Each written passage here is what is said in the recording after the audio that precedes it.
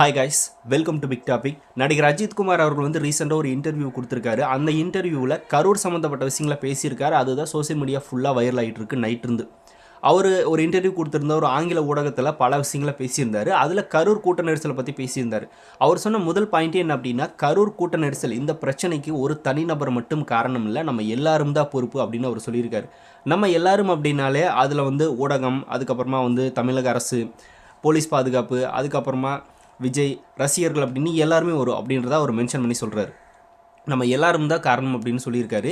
ஏன்னா நம்ம ஒரு கூட்டத்தை கூட்டி காட்டுறதுக்காக எந்த அளவுக்கு பார்த்தோன்னா வேலை செய்கிறோம், அது வந்து ஒரு வெறியாக மாறிடுச்சு, அது வந்து நம்மளுக்கு தடுக்கணும் அப்படின்னு மாதிரி அவர் சொல்லியிருக்காரு. அரசியல் கட்சிகளாகட்டும், சினிமா நடிகர்களாகட்டும், எல்லாருமே வந்து தங்களுக்குண்டான ஒரு பலத்தை காட்டணும் அப்படின்னு நினைப்பாங்க. அதில் எந்த தப்பும் கிடையாது. ரசிகர்கள் கூடிடுவாங்க. நம்ம கூப்பிடல அப்படின்னாலும் இந்த இடத்துல இது நடக்குது அப்படின்னு சொன்னாலே ரசிகர்கள் கூடிடுவாங்க. அந்த பெருங்கூட்டம் கூடிடும். அதை வந்து கூட்டி காட்டுறதுக்காக நம்ம எல்லாருமே வந்து ஒரு வெறிகொண்டு திரிஞ்சிட்ருக்கோம். அதை வந்து முதல்ல கட்டுப்படுத்தணும் அப்படின்னு மாதிரி அவர் சொல்லியிருக்காரு. கூட்டத்தை கூட்டுறது தப்பு கிடையாது, ஆனால் இந்த மாதிரியான அசம்பாவிதங்கள் நடந்துருதில்ல, அதுதான் பிரச்சனை. இதில் அவர் சொன்ன மெயின் பாயிண்ட் என்ன அப்படின்னா, கிரிக்கெட் பார்க்குறக்கெல்லாம் மக்கள் கூடுறாங்க, அவ்வளோ கூட்டம் வருது, ஆனால் அங்கெல்லாம் இந்த மாதிரியான சம்பவங்கள் நடக்கிறது கிடையாது. நடிகர்களுக்கு மட்டும் நடக்குது, சினிமா நடிகர்களுக்கு மட்டும்தான் அது நடக்குது, முக்கியமாக தியேட்டர்லேயே அப்படி நடக்குது அப்படின்னு மாதிரி கேட்டிருக்காரு. தியேட்டரில் அவர் ஏன் அப்படி நடக்குது அப்படின்னு கேட்டதுக்கு மிக முக்கியமான காரணம் என்ன அப்படின்னா, அவருடைய துணிவு திரைப்படம் தான். ஸோ துணிவு திரைப்படத்தை பார்த்தோம்னா வந்து பார்க்குறக்காக வந்து ஃபஸ்ட் ஷோவில் வந்து ஒரு ரசிகர் ஒரு லாரி மேலே ஏறி நின்று கீழே விழுந்து இறந்தது நம்மளுக்கு தெரியும். அதை தான் மென்ஷன் பண்ணி அவர் சொல்கிறார். அங்கே பார்த்தோம்னா கூட்ட நெரிசல் ஏற்படுது, கூட்டங்கள் அதிகமாக வருது, உயிர் பில் நடக்குது அப்படின்ற மாதிரி அவர் தியேட்டரை மென்ஷன் பண்ணி சொல்லியிருக்காரு. இன்னும் பல நடிகர்களுக்கும் அது நடக்குது. அதை தான் அவர் மென்ஷன் பண்ணி சொல்கிறாரு. திரைத்துறையில் இருக்கிற நபர்களுக்கு மட்டும் இது நடக்குது, இதை வந்து நம்ம ஃபஸ்ட்டு கட்டுப்படுத்தணும். உங்களோட அன்பு வந்து எங்களுக்கு தேவைதான், அதுக்காக தான் நாங்கள் குடும்பத்தை விட்டு பிரிஞ்சு பல நாட்கள் கஷ்டப்படுறோம், உங்களுக்காக தான், அந்த அன்புக்காக தான். ஆனால் அந்த அன்பை வந்து உயிரை விட்டு நீங்கள் காட்டுற அளவுக்கு எங்கள் மேலே ஒன்றும் கிடையாது, அன்பு வைங்க, அதுவே போதும் அப்படின்னு மாதிரி ஒரு அட்வைஸும் கொடுத்துருக்காரு ரசிகர்களுக்கு. இதுவும் பார்த்தோன்னா ஒரு நல்ல விஷயம் தான். அதுக்கப்புறமா இதில் ஊடகங்களுக்கு பங்கு இருக்குன்னு சொல்லியிருக்காரு. ஏன்னா ஊடகங்கள் தான் வந்து ஃபஸ்ட் ஷோவை அதிகமாக ஊக்குவிக்கிறாங்க அப்படின்னு. ஏன்னா ஃபஸ்ட் ஷோ அப்படிங்கும்போது மக்களுக்கு பார்த்தோன்னா ஊடகங்கள் எல்லாமே வந்து அங்கே என்ன நடக்குது, ஃபேன்ஸ் என்னென்ன பண்ணுறாங்க, படம் எப்படி இருக்குது அப்படின்ற மாதிரி அவங்க தான் பார்த்தோன்னா ஃபஸ்ட்டு நின்று ஊடகத்தில் ஒரு படத்தையே பயங்கரமாக பார்த்தோன்னா ப்ரொமோட் பண்ணி விடுறது, ப்ளஸ் அந்த ரசிகர்களை பார்த்தோன்னா இன்னும் ஊக்குவிக்கிறது அப்படின்ற மாதிரி இந்த இடத்துல அவர் சொல்கிறாரு. அது உண்மையான ஒரு விஷயம் தான்.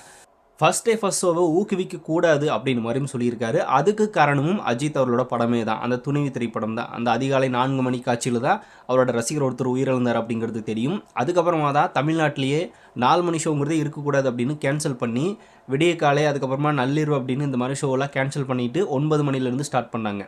அதுவும் பார்த்தோன்னா ஊக்குவிக்கக்கூடாது அப்படின்ற மாதிரி அவர் சொல்லியிருக்காரு. இதெல்லாமே அவர் சார்ந்த சில விஷயங்களும் சொல்லியிருக்காரு. ப்ளஸ் நடிகர்களுக்கு கூடக்கூடிய கூட்டங்கள் எதனால் நடக்குது, ஏன் அப்படி நடக்குது, இதெல்லாம் வந்து கட்டுப்படுத்தணும் அப்படின்ற மாதிரி அவர் சொல்லியிருக்காரு. இது வந்து ஹாலிவுட் நடிகர்களே பண்ணாத ஒரு விஷயம், அவங்களே பார்த்தோன்னா ஊக்குவிக்காத ஒரு விஷயம், இதை யாருமே விரும்பக்கூடாது அப்படின்ற மாதிரியும் ஒரு இடத்துல அவர் மென்ஷன் பண்ணியிருக்காரு. இந்த மாதிரி சொல்லி கரூர் பிரச்சனைக்கு அந்த தனிநபர் மட்டும் காரணம் கிடையாது, நம்ம எல்லாரும் தான் பொறுப்பு அப்படின்னு அவர் சொல்லியிருக்காரு. ஏன்னா இந்த மாதிரியான விஷயங்களை ஊக்குவிக்கக்கூடாது அப்படின்றது அவரோட முதல் பாயிண்ட்டாகவே இருக்குது. இது பார்த்தோன்னா அஜித் அவர்கள் பேசியிருக்காரு இன்டர்வியூவில். இதே எடுத்து தான் இப்போ சோசியல் மீடியாஸில் நம்ம டிவிகே தொண்டர்கள் எல்லாம் அதிக அளவில் வைரல் ஆக்கிட்டு இருக்காங்க. சில அஜித் ரசிகர்களும் பார்த்தோன்னா இதை பண்ணிட்டு தான் இருக்காங்க. இப்போது இதில் வந்து நிறைய பேருக்கு ஒரு ஷாக் இருக்குது. யாருக்கு அப்படின்னா நம்ம திமுக நபர்களுக்கு இவ்வளோ நாள் என்ன நரேட்டிவ் செட் பண்ணி வச்சுருந்தாங்க அப்படின்னா, இதுக்கு முழுக்க விஜய் தான் காரணம், அவர் தான் ஒரு கொலைகாரன், அவர் தான் குற்றவாளி அப்படின்னு ரேஞ்சுக்கு பார்த்தோன்னா பில்டப் பண்ணி மக்கள் மத்தியில் ஆஹா ஓஹோன்னு பரப்பி வச்சுருந்தாங்க. சடனாக வந்து இந்த பிரச்சனை எல்லாப்பு தான் ஆஃப் ஆகி ஓரளவுக்கு குறைஞ்சிருக்கு, விஜய் கரூர் மக்களை மீட் பண்ணிட்டு வந்து முடிஞ்சு ஓரளவுக்கு குறைஞ்சிருக்கு அப்படின்னு எல்லோரும் நினச்சிட்டு இருந்தோம். முக்கியமாக திமுகபிகள் ஒரு நரேட்டிவ் செட் பண்ணி முடிச்சிட்டப்பா, விஜய் அவ்வளோதான் க்ளோஸ் அப்படின்னு ஒரு மைண்ட் செட்டில் ரிலாக்ஸாக பெருமூச்சு விட்டு உட்காந்துருந்தாங்க. இந்த சைடு சடனாக அஜித் அவர்கள் வந்து இதுக்கு விஜய் மட்டும் பொறுப்பு இல்லை, நம்ம எல்லாரும் தான் பொறுப்பு அப்படின்னு எல்லார் மேலே பழி தூக்கி போட்டார். அந்த நாம் எல்லாரும் தான் பொறுப்பு அப்படின்னு சொன்னார்ல, இந்த ஊடகங்கள் உட்காந்துட்டு விஜய் அவர்களை பார்த்தோன்னா குற்றவாளி கொலைகாரன்னு பேசினாங்களே, அந்த தற்கொலைகளுக்கும் இது பொருந்தும். ஊடகங்கள் தான் அவர் மென்ஷன் பண்ணார் அப்படின்னா, அந்த கேமரா, அந்த மைக்கு அதை வச்சுட்டு போகிறாங்களா, அந்த ஊடகங்கள் மட்டும் கிடையாது. ஊடகத்தில் இந்த மாதிரியான விஷயங்களை உட்காந்து பெரிய அளவில் பேசி அதை ஊதி பார்த்தோன்னா பெருசாக்குற அந்த அரசியல் விமர்சகர்கள் அப்படின்ற பேரில் உட்காந்துருப்பாங்களா, அந்த தற்கொலைங்க, திமுகவுக்கு ஜால்ரா அடிக்கிறவங்க, சில யூடியூப் சேனல் வச்சுட்டு பார்த்தோன்னா விஜயை வந்து தரக்குருவாக பேசுகிறவங்க, இவங்க எல்லாருக்குமே தான் பொருந்தும். அதில் எந்த மாற்றமும் இல்லை. எல்லாரையும் பார்த்தோன்னா வச்சு செஞ்சுட்டு போயிருக்காரு இந்த ஒரு இன்டர்வியூவில். இதை பார்த்து நிறைய திமுக ஓபிகளுக்கு இப்போ பயங்கரமான கதறல். என்னடா நம்ம ஒரு நரேட்டிவ் செட் பண்ணி வச்சுருந்தோம், அதை வந்து சடனாக அஜித் உடச்சி விட்டார் அப்படின்ற மாதிரி. இப்போ அஜித் வந்து அரசாங்கம் தான் குற்றவாளின்னு சொல்லலை, விஜய் தான் குற்றவாளின்னு சொல்லலை, ஊடகங்கள் தான் குற்றவாளின்னு எல்லாருமே சொல்லிட்டு போயிட்டாரு. நம்ம விஜய் மட்டும் டார்கெட் பண்ணி வச்சுருந்தோம், எல்லாருமே சொல்லிட்டு போயிட்டாரு அப்படின்னு பயங்கரமான ஆதங்கத்தில் இப்போ உட்காந்துருப்பாங்க. அவர் வந்து சடனாக இந்த மாதிரி பேசுவார் அப்படின்னு யாருமே எக்ஸ்பெக்ட் பண்ணியிருக்க மாட்டாங்க. இதில் நிறைய அஜித் ரசிகர்கள் அஜித் அவரில் பார்த்தோன்னா தூக்கி வச்சு பாருங்கள், அந்த நடிகரை பாருங்கள், அவர் எப்படி இருக்கார், அவரோட ஃபேன்ஸ் எப்படி வச்சுருக்காரு. அஜித் அவரில் கம்பேர் பண்ணியுமே விஜய் அவரில் திட்டிகிட்டு இருந்த கும்பலும் இங்கே இருக்குது. ஆனால் இப்போது அஜித் அவர்கள் வந்து அதை எப்படி அவர் மட்டும் காரணமாவார், நம்ம எல்லாருந்தே காரணமாவோ அப்படின்னு சொல்லிட்டு போயிட்டார். இனி அவங்க எதை வச்சு இவங்க பேசலாம் அப்படின்ற மாதிரி மைண்ட் செட்டில் இருப்பாங்கன்றது தெரியல. அந்த லெவலில் அஜித் ஒரு விஷயத்தை பேசிவிட்டு போயிட்டார். இது எல்லாத்தையும் விட சில அஜித் ரசிகர்களே பார்த்தோன்னா விஜய் மேலே குற்றம் சுமத்திட்டு குற்றம் விஜய் மேலே தான், அவர் தான் கொலகார் அப்படின்னு இந்த திமுக கும்பல் கூட சேர்ந்து பார்த்தோன்னா கூட்டத்தில் கோவிந்தா போட்டிருந்தாங்கல்ல, அந்த நபர்களுக்கும் இது அதிர்ச்சி தான். இதில் இந்த இன்டர்வியூவில் நல்லா நோட் பண்ணி பார்த்தீங்க அப்படின்னா, நான் முன்னாடியே சொன்ன மாதிரி இவர் ஃபஸ்ட் ஷோவை ஆதரிக்கக்கூடாது அப்படின்னு சொன்னதும், ப்ளஸ் ஊடகங்கள் பார்த்தோன்னா இதை வந்து ப்ரொமோட் பண்ணக்கூடாது அப்படின்னு சொன்னதும், இது எல்லாத்தையும் விட உயிரை கொடுத்து நீங்கள் எனக்கு அந்த அன்பை காட்ட வேணாம் அப்படின்னு சொன்னார்ல, இது அஜித் அவர்களுக்கும் பொருந்தும். ஏன்னா அஜித் ரசிகர் பார்த்தோன்னா அந்த துணிவு திரைப்படத்து மேலே ஏறி கீழே விழுந்தது, அதே துணிவு திரைப்படத்தில் அந்த மாதிரி ஒரு சம்பவம் நடந்ததுனால தான் பார்த்தோன்னா ஃபஸ்ட் ஷோவே கேன்சல் பண்ணுது, அதனால தான் அதை ஊக்குவிக்கக்கூடாது அப்படின்னு அவர் சொல்லியிருக்காரு.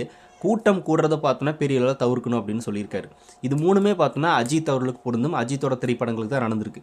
இது எல்லாத்தையும் தாண்டி விஸ்வாசம் திரைப்படத்துக்கு பார்த்தோன்னா டிக்கெட்டுக்கு காசு கொடுக்கல அப்படின்னு தன்னோட அப்பாவையே பார்த்தோன்னா எரிச்சிருக்காரு ஒரு ரசிகர். அதுவும் பார்த்தோன்னா தெரியும். இது எல்லாமே அவருக்கு சம்மந்தப்பட்ட நிகழ்வுகளை தான் பார்த்தோன்னா அதிக அளவில் அவர் பேசியிருக்காரு. அது கூட சேர்த்து கரூர் நிகழ்வாக பேசியிருக்காரு.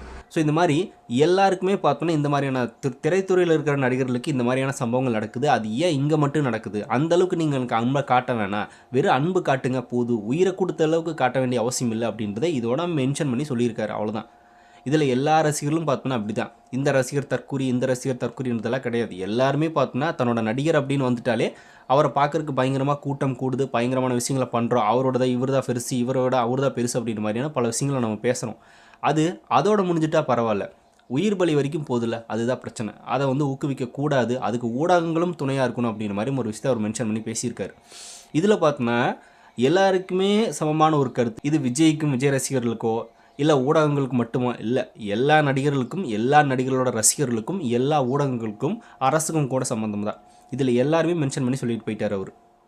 இதை புரியாமல் இன்னும் கூட பார்த்தோன்னா சில தற்கொலைத்தனமான விஷயங்கள் எடுத்து பேசிட்டு இருப்பானுங்க. இந்த அஜித் ஃபேன்ஸ் ஆகட்டும், இந்த திமுகப்பிகள், இவர் எந்த பாயிண்டில் விஜய் மட்டும் டார்கெட் பண்ணுற மாதிரி இருக்குது, அந்த பாயிண்டை மட்டும் எடு அப்படிம்பாங்க. அந்த மாதிரி ஒரு பாயிண்ட்டும் கிடையாது. அவரையே இன்வால்வ் பண்ணி, அவரோட ரசிகர்களை இன்வால்வ் பண்ணி, அவரோட படங்களுக்கு நடக்கிறத இன்வால்வ் பண்ணி தான் அவர் பேசியிருக்காரு. அப்படின்னு பார்த்தா 2 பேரையும் தான் இவங்க பேசணும். அதை பேச மாட்டானுங்க. அப்போ எப்படி அஜித் ரசிகர்களோட வாக்கு போயிடும்ல, அதனால் விஜய் மட்டும்தான் திட்டணுமே அப்படின்ற மாதிரி நினச்சிட்டு இருந்தாங்க. இப்போது அஜித் அவர்கள் விஜய்க்கு பார்த்தோன்னா எவ்வளவோ பரவாயில்ல அப்படின்ற மாதிரி ஒரு விஷயத்தை நிறைய செட் பண்ணி அஜித் ரசிகர்களோட வாக்கை வாங்கி வச்சுருந்தாங்க ஒரு குரூப். யார்? இந்த நாம் டம்மி கட்சி, அதுக்கப்புறம் அந்த திமுக ஒப்பிகள். சரியா?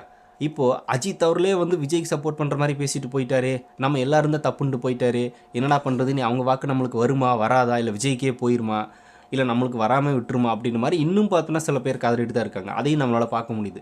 இந்த மாதிரி அஜித் அவர்கள் பார்த்தோன்னா ஆஃப் பண்ணியிருந்த ஒரு பிரச்சனையை மறுபடியும் ஆன் பண்ணி விட்டுட்டு போயிட்டு எல்லோரும் பார்த்தோன்னா மண்டை பிடிச்சிட்டு திரியிறாங்க. இப்போ என்னடா பண்ணுறது, எதாவது பேசுறது, விஜய் மேலே என்னடா சொல்கிறது அப்படின்ற மாதிரி பல விஷயங்களை பார்த்தோன்னா புலம்பி திரிஞ்சிட்டு இருக்காங்கன்னு தான் சொல்லணும். இந்த நேரத்தில் வந்து இந்த விஷயத்தை ஒரு குழப்புன்னு அஜித் அவர்களுக்கு ஒரு ஹேட்ஸ் ஆஃப் சொல்லிக்கலாம். ஏன்னா இந்த இடத்துல பார்த்தோன்னா திமுக ஒப்பிகளுக்கும் ப்ளஸ் அந்த நாம் டம்மி கட்சிகளுக்கு தான் பெரிய ஆப்பை எடுத்து சொல்லியிருக்காரு. அதை பார்க்குறப்ப செம்ம ஹாப்பி. உதயநிதி அவர்கள் அஜித் அவர்களுக்கு வாழ்த்து சொல்கிறது என்ன? அவரோட பர்த்டே கூட விஷ் பண்ண மாட்டார். இப்போ என்னடான்னா அவரோட பர்த்டேக்கு விஷ் பண்ணுறது என்ன? அவர் கார் ரேசிங்கில் ஜெயிச்சதுக்கு பார்த்தோன்னா பெருமை தேடி தந்துட்டார் அப்படின்னு ட்வீட் போடுறது என்ன? அப்படின்னு திமுகவே பார்த்தோன்னா அஜித் அவர்களோட காலில் விழுந்து கிடந்தாங்க ஒரு டைமில். இப்பவும் அப்படி தான் இருக்குது. இந்த கரூர் பிரச்சனைக்கு அப்புறமாவும் அதை கையில் எடுத்தாங்க. அப்படிலாம் இப்போல்லாம் ஒன்றும் இல்லை, நாங்கள் எல்லோரும் தான் காரணம், நம்ம எல்லோரும் தான் காரணம், நீயும் தான் காரணம், நானும் தான் காரணம், இதுக்கெல்லாம் பொறுப்பேற்றுட்டு தான் ஆகணும் அப்படின்னு மாதிரி அவர் பார்த்தோன்னா நறுக்குன்னு தலையில் ஒரு கொட்டியிருக்காரு. நீ இந்த பிம்பம் உடஞ்சி போச்சு, நீ என்ன பண்ணுவாங்கன்றது தெரியல. ஆனால் அஜித் அவர்கள் இந்த இடத்துல இதை பேசுறதுக்கு ஒரு தைரியம் வேணும் தான். ஆனால் ஒரு நேக்கான ஆள் தான் அவர். அந்த சைடும் அரசு மேலே தப்புன்னு சொல்லாமல், இந்த சைடு விஜய் மேலேயும் தப்புன்னு சொல்லாமல், நேக்காக பார்த்தோன்னா வந்து எல்லார் மேலேயும் தப்பு, அதில் நம்மளும் தான் சம்மந்தப்பட்டிருக்கோம் அப்படின்ற மாதிரி எல்லாரையுமே சொல்லிட்டு போயிட்டார். இது இப்போ மிகப்பெரிய அளவில் பேசும் பொருளாக மாறிடுச்சு. இன்னும் விவாதங்கள் வரைக்கும் போச்சு அப்படின்னா ஏன்டா இந்த கருத்தை நம்ம பேசணுன்ற அளவுக்கு அவர் ஃபீல் பண்ணிடுவார். ஏன்னா அவர் வந்து அதிக அளவில் அரசியல் விரும்பாத ஒரு நபர் அப்படிங்கிறது தெரியும். ஆனால் அவர் மாதிரி அரசியலை பார்த்தோன்னா உற்று நோக்கறதுக்கு ஆள் இல்லைன்னு சொல்ல முடியும். ஏன்னா அவர் வந்து எல்லாத்தையுமே கரெக்டாக நோட் பண்ணுவார். எந்த இடத்துல எதை எப்படி பேசணும், எதை எப்படி பேசக்கூடாது அப்படின்னு சில விஷயங்கள் தெரிஞ்சவர் தான். ஆனால் அந்த மாதிரி இருக்கிற நபர்கள் வந்து பெரிய அளவில் வந்து ஆக்டிவாக இருக்க மாட்டேங்கிறாங்க, வர மாட்டேங்கிறாங்க அப்படின்ற மாதிரி தான் ஒரு ஃபீல். அது எதுவும் அதை பண்ணாங்க அப்படின்னாலே நிறைய பேருக்கு பார்த்தோன்னா சில விஷயங்கள் புரியும். இது பார்த்தோன்னா வரவேற்கத்தக்க ஒரு கருத்து அப்படிங்கிறதுல எந்த வித மாற்றமும் இல்லை. இனிமேல் இந்த மாதிரியான சம்பவங்கள் நடக்கக்கூடாது, அதை நம்ம ஊக்குவிக்கக்கூடாது அதை பார்த்தோன்னா நடக்காமல் பார்த்துக்கணும் அப்படிங்கிற ஒரு அட்வைஸும் கொடுத்துருக்காரு. நம்மளும் அது மாதிரி நடந்துக்கிறது நல்லது. இந்த கரூர் சம்பவம் அந்த ஒரு நடிகருக்கு மட்டும் கிடையாது, எல்லா நடிகரோட ரசிகர்களுக்கும் பார்த்தோன்னா ஒரு பாடமாக இருக்கணும். அந்த லெவலில் தான் இனிமேல் இருக்கணும் அப்படின்றது அவர் சொல்ல வர்றாரு. நம்மளும் அதை தான் கேட்டுக்கிறோம். இனிமேல் இந்த மாதிரியான கூட்டத்தை கூட்டுறோம், ஒன்றும் பிரச்சனை இல்லை. ஆனால் இந்த மாதிரியான சம்பவங்கள் நடக்காமல் பெரிய அளவில் பார்த்தோன்னா வந்து எங்களை பாருங்கள் கொண்டாடுங்க, அவ்வளோதான் முடிஞ்சது, வேறு எதுவும் பண்ணாதீங்க அப்படின்ற மாதிரி தான் நம்மளும் சொல்லிக்க விரும்புறது.